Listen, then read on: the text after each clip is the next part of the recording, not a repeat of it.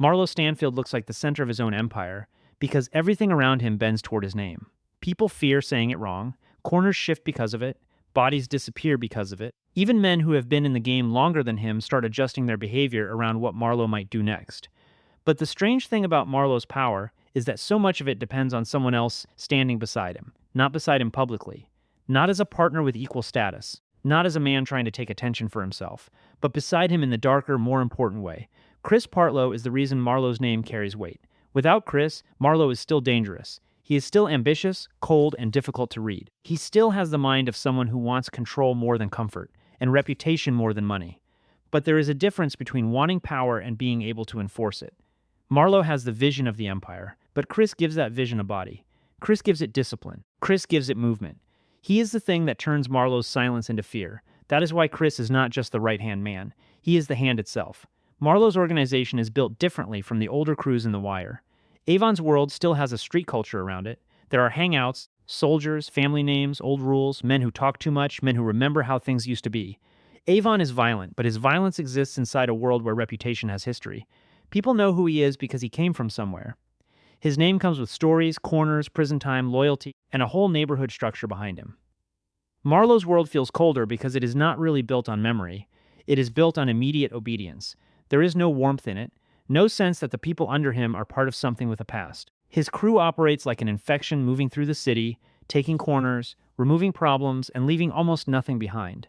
That kind of power needs a very specific kind of person to make it work. It cannot run on loud soldiers or emotional decision-making. It needs someone who can hear what Marlo wants without needing a speech. Someone who can turn an insult, a threat, or a small act of disrespect into a finished piece of business. That is Chris. The reason Chris is so important is because he understands Marlo's code better than anyone. He does not need Marlo to explain every little thing. He already knows what matters to him. He knows Marlo cares about his name. He knows Marlo cares about ownership. He knows Marlo does not forgive public challenges, even when the challenge looks small to other people. Chris is not just following orders. He is reading the temperature of Marlo's world and acting before that world loses control. That makes him more dangerous than a normal enforcer. A normal enforcer waits to be told who the target is. Chris understands why the target matters. He sees the logic underneath the violence. He knows when a body is just a body and when a body is supposed to send a message. He knows when someone needs to be scared, when someone needs to disappear, and when someone needs to be left alone because attention would create more problems than it solves. He has the rare ability to be brutal without being sloppy. And in Marlo's organization, that ability is everything. Because Marlo's power is not loud. Marlo does not rule by speeches. He does not charm people into loyalty. He does not make the corner boys love him. He barely even tries to look human to most of them. His power comes from the feeling that the consequence is already waiting somewhere off-screen. The moment you cross him, you may not see anger. You may not see a warning. You may not even see Marlo react. But Chris will arrive eventually. And that is what makes Marlo terrifying. The fear is not that Marlo will yell at you. The fear is that Chris will handle it quietly. That quietness is one of the most important parts of the Stanfield organization. The bodies and the vacants are not just murders. They are a philosophy. They show how Chris thinks about power. A weaker crew would leave bodies in the street to make people afraid. Chris understands that fear can work even better when the evidence disappears. The city feels something is wrong, but it cannot fully prove it. Families lose people. Corners change hands. Rumors spread. The police sense the violence, but the numbers do not show it yet. That gives Marlo something Avon never fully had: a war with almost no visible scoreboard. Chris helps Marlo become powerful by protecting him from the normal cost of violence. In the street, violence can build a name, but it can also bring heat.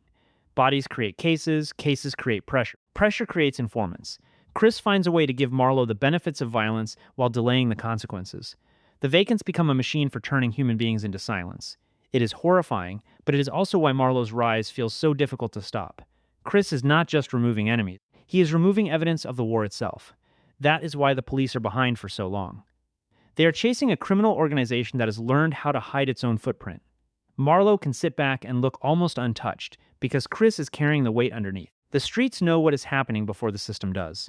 The people living inside that world understand that Marlo is dangerous, but the official city cannot see the full shape of it yet.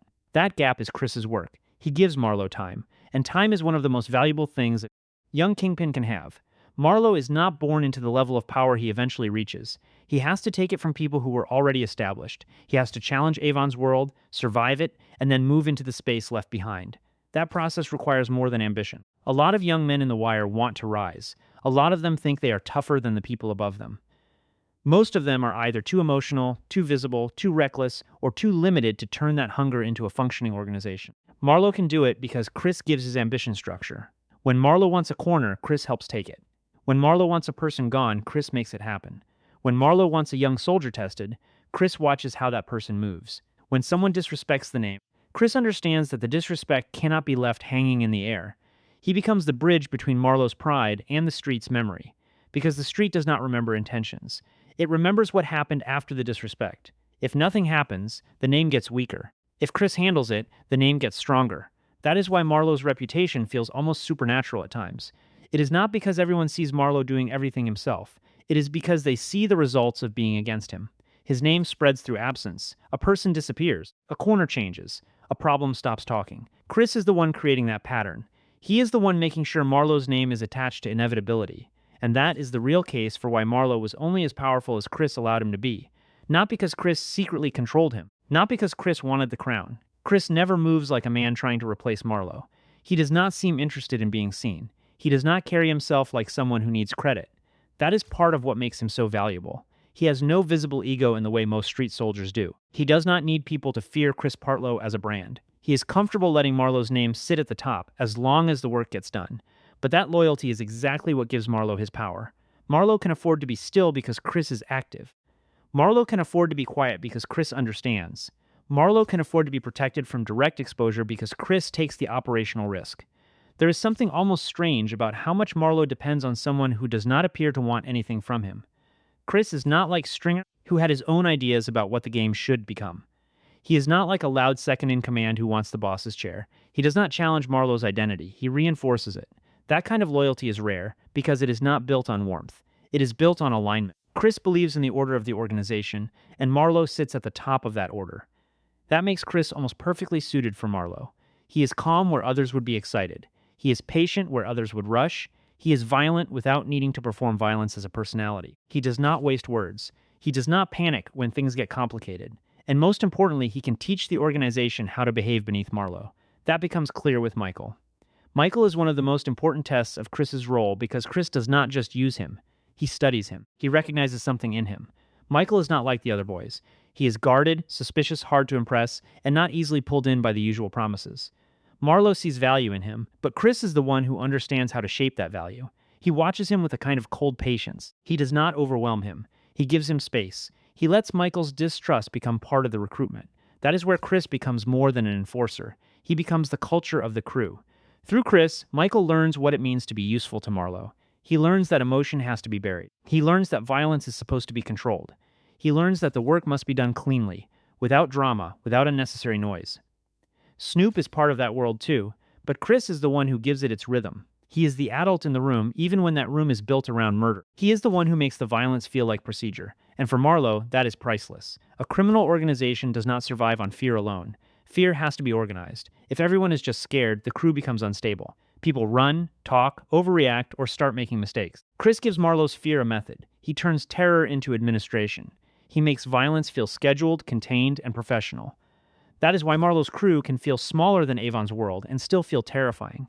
They do not need the same visible army because Chris makes every action count. He is the difference between a dangerous man and a dangerous system. Marlo by himself is a threat. Marlo with Chris becomes an institution. That does not mean Chris is emotionless. The moment with Michael's stepfather proves that. Most of the time, Chris's violence is controlled. It has the feel of work. But when he realizes what kind of man Michael is asking to be removed from his life, something in Chris changes. He does not handle it with his usual distance. He loses that clean professional boundary. The beating becomes personal in a way that his other acts of violence usually are not. That moment matters because it shows there is a human wound under the machine. Chris is not just a blank weapon. There is something buried in him, something that responds to that kind of abuse with immediate hatred. And because he is usually so controlled, the break in that control says more than any confession could. It tells us that Chris's discipline is not the absence of pain. It may be built on top of pain. His calmness is not innocence, it is containment. But that moment also shows the danger of the whole arrangement. Chris is powerful because he can carry out Marlo's will with almost perfect discipline. But even Chris has places where the work becomes personal. And when it becomes personal, it leaves a mark. That murder is one of the things that eventually helps connect him to the bodies. The same man who kept Marlo insulated for so long finally creates a crack because for once, the act is not just business. That is the tragic part of Chris's loyalty. He spends most of the story making Marlo untouchable, and in the end, he absorbs the consequences that should have reached higher. Marlo walks away from the organization more cleanly than he deserves because Chris takes the weight. The bodies, the violence, the hidden cost of the empire, all of it settles onto Chris. And Marlo, the man whose name sat above everything, is left with his name damaged but his body free. That ending makes the whole relationship clearer. Marlo wanted his name to mean something. Chris made it mean something. Marlo wanted people to understand that crossing him had a price. Chris collected that price. Marlo wanted to rise without exposing himself too much. Chris stood between him and the evidence. Marlo wanted young soldiers molded into something colder. Chris became the model they studied. So when Marlo ends the series separated from the street, desperate to prove his name still matters, it feels like the machine has been stripped away from him. He is still Marlo. He is still dangerous. He still has that same cold pride. But the organization that made his name move through the city is gone. The people who turned his reputation into action are gone. The system that made him feel inevitable has collapsed. That is why the final image of Marlo alone on the street is so important. He can still scare two young men in an alley. He can still show flashes of the person he used to be. But scaring two corner boys is not the same thing as running the West Side. It is not the same thing as having Chris waiting in the shadows. It is not the same thing as having a whole organization ready to convert your pride into policy. Marlo without Chris is still dangerous, but he is no longer inevitable. That is the difference. The Wire is careful with power because it rarely lets one man be powerful by himself. Every king in the show is standing on something. Avon stands on soldiers, history, corners, family loyalty, and the old emotional language of the street. Stringer stands on organization, money, meetings, and his dream of becoming something cleaner than what he is. The Greek stands on distance, supply, and the fact that he is almost never close enough to be touched. Marlo stands on Chris. Not only Chris, but Chris more than anyone else, because Chris is the one who makes Marlo's version of power possible. Marlo does not have Avon's warmth with his soldiers. He does not have Stringer's business imagination. He does not have Prop Joe's diplomacy. What he has is purity of purpose. He wants control. He wants his name protected. He wants the crown without the burden of pretending to be anything softer than what he is. That kind of man needs a Chris. He needs someone who can make the street believe in him before the street has enough history to respect him. He needs someone who can remove enemies without turning every act into a public mess. He needs someone who can stand close enough to understand the order, but not so close that he competes for the throne. He needs someone capable of violence, but not addicted to attention. He needs someone who knows when to speak, when to watch, and when to make a person disappear. Chris gives him all of that. And because Chris gives him all of that, Marlo becomes one of the most feared men in Baltimore. The mistake is thinking that Marlo's coldness alone is what makes him powerful. It is part of it, but coldness by itself does not build an empire. Plenty of men can be cold. Plenty of men can be violent. What separates Marlo is that his coldness is backed by a man who can execute it perfectly. Chris turns Marlo's personality into infrastructure. He takes the private logic of Marlo's mind and makes it public through action. That is why Chris is so important. He is not the face of the organization. He is not the name whispered on every corner. He is not the one demanding that the world remember him.